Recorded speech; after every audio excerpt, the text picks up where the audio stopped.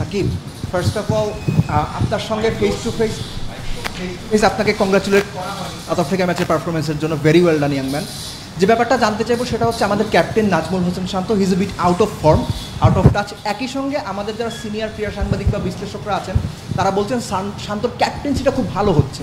তো এই যে একজন ক্যাপ্টেনের ব্যাটে রান না থাকা, এটা একটা প্রেশার, একই সঙ্গে ক্যাপ্টেন্সিটা তিনি ভালো করছেন। এই যে দুটো ক্যারেক্টার, ব্যাটসম্যান শান্ত এবং ক্যাপ্টেন শান্ত, এই দুটোকে তিনি কিভাবে নিজেকে প্রিপেয়ার করছেন বা নিজেকে কিভাবে হ্যান্ডেল করছেন, আপনি কি দেখছেন শান্তর মধ্যে? শান্ত ভাই খুবই পরিশ্রম করছে প্র্যাকটিসের মধ্যে নিজেকে আবার ওনার ফর্মে ফিরিয়ে আনার জন্য। উনি খুবই হার্ডওয়ার্কিং একজন মানুষ। আমি মনে করি আমাদের ন্যাশনাল টিমের কয়েকজন হার্ডওয়ার্কিংয়ের মধ্যে উনি একজন। উনি খুবই ডেডিকেটেড এবং প্যাশনেট একজন মানুষ, এবং উনি ওনার হার্ড অ্যান্ড সোল ট্রাই করতেছে নিজেকে ব্যাক করার জন্য, এবং অ্যাজ এ ক্যাপ্টেন হিসেবে হি ইজ ভেরি ডিটারমাইন্ড এবং সাপোর্টিভ। উই অল অ্যাপ্রিসিয়েট হিম, এবং আমাদের খুব ভালো লাগে ওনার ক্যাপ্টেন্সি, এবং সবাইকে খুব আগলিয়ে গুছিয়ে রাখে উনি, even of the wicket, in the wicket, সব জায়গায়। সো খুব ভালো দিক একটা আমি বলবো। সাকিব, আপনার পার্সোনাল এক্সপিরিয়েন্সটা নিয়ে আমি একটু কথা বলতে চাই যে আপনি মানে টুর্নামেন্টে শুরুর আগে প্রবাবলি শরীফুল ফিট থাকলে আপনি হয়তো সুযোগ নাও পেতে পারেন, you are not the first choice, কিন্তু আপনি যেভাবে সুযোগটা কাজে লাগিয়েছেন 3 ম্যাচেই দুর্দান্ত বোলিংয়ের সঙ্গে আমি একটু আপনার যে রিটার্ন ক্যাচটা এবং একটা চোখের মধ্যে রোদ লেগেছিল সেই ক্যাচটা, ওই 2টা ক্যাচকেও আমি খুব ইম্পর্টেন্ট মনে করি বাংলাদেশের ম্যাচে। ওভারঅল আপনার এই 3 ম্যাচে দ্য ওয়ে ইউ বোল্ড পুরোটা যদি একটু বলতেন যে হাউ ইউ এক্সপিরিয়েন্সিং, এবং আপনার এক্সপেকটেশন কী ছিল, সেটা কি ছাড়া হয়ে গেছে নাকি এরকমই?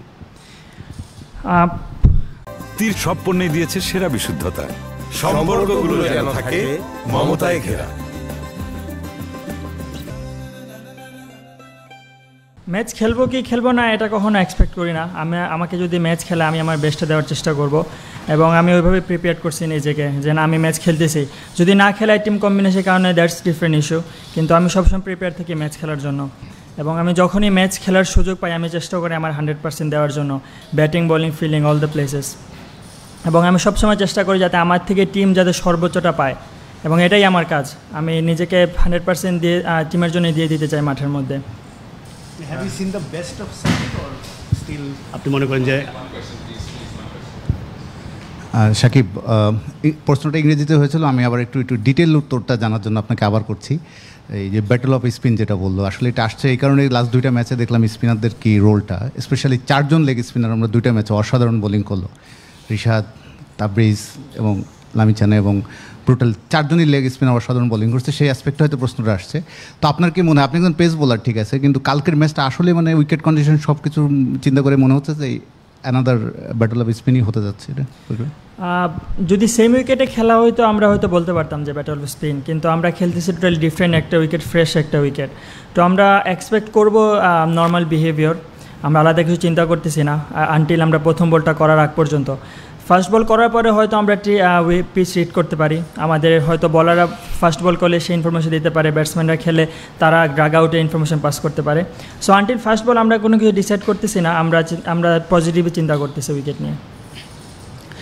সাকিব, কালকের ম্যাচের আগে নেপালের দক্ষিণ আফ্রিকার সাথে ম্যাচ খেলার আগে নেপালকে নিয়ে যে ধরনের একটা চিন্তাভাবনা ছিল, কালকের ম্যাচের পর কি নেপালকে প্রতি আপনাদের দৃষ্টিভঙ্গি চেঞ্জ হয়েছে কিনা? আমি এটাই বলতে চাচ্ছি যে নেপাল তো আইসিসি সহযোগী সদস্য, রেগুলার ওয়ার্ল্ড কাপ খেলতে পারে না, প্রতিপক্ষ বিবেচনা অনেক সহজ প্রতিপক্ষ ছিল, কিন্তু কালকের ম্যাচের পর সেটা আপনাদের কাছে মানে দৃষ্টিভঙ্গি পরিবর্তন হয়েছে কিনা, এগুলো একটা প্রশ্ন। 2 নম্বর হলো আপনি বলছেন যে ফ্রেশ উইকেটের কথা, তো ফ্রেশ উইকেটটা কি আপনারা দেখেছেন এবং সেখানে কী মনে হচ্ছে, এটা কি পেস বান্ধব হতে পারে নাকি বোলিং বান্ধব নাকি ব্যাটিং সহায়ক হতে পারে?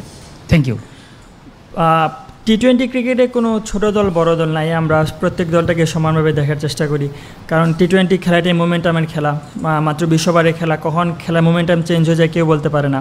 আমরা প্রত্যেকটা টিমকেই একইভাবে নেওয়ার চেষ্টা করি, আমরা আমাদের অ্যাগ্রেসিভ ক্রিকেট খেলবো, আমরা আমাদের জায়গায় স্টিক থাকবো, doesn't matter who is the opponent, আমরা সবার সাথে একইভাবে খেলার চেষ্টা করব। আর উইকেটের কথা যেটা আপনি বললেন, আমরা উইকেটটা দেখছি, উইকেটের মধ্যে কিছু ঘাস আছে এবং একটু শক্ত মনে হলো। সো আনটিল ফার্স্ট বল আসলে কিছু বলা যাচ্ছে না, প্রথম বলটা হওয়ার পরে হয়তো আমরা উইকেট সম্পর্কে কিছু বলতে পারবো। সাকিব, যেহেতু খেলাটা এর আগে ম্যাচে আপনি খেলেছেন দিনের বেলা, গত ম্যাচ ছিল ফ্লাড লাইটে, আপনারা ফ্লাড লাইটে খেলবেন, ফ্লাড লাইট কি কোনো ইফেক্ট ফেলছে কিনা আপনার মনে হয় কিনা, চরিত্রগত বা উইকেটের সব কিছু আলাদা করে প্রভাব ফেলছে কিনা? আর আমাদের একাদশে কি আপনি জানেন কিনা যে বাড়তি কোনো স্পিনার নেওয়ার কোনো প্ল্যান আছে কিনা?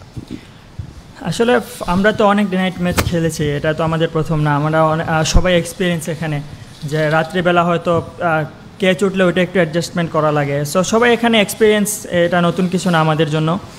আর বাড়তি স্পিনার নিয়ে খেলবে কিনা সেটা টিম ম্যানেজমেন্ট হয়তো ভালো বলতে পারবে, আমার সে বিষয়ে আইডিয়া নেই। Last two questions, one in Bangla, then one funded in English.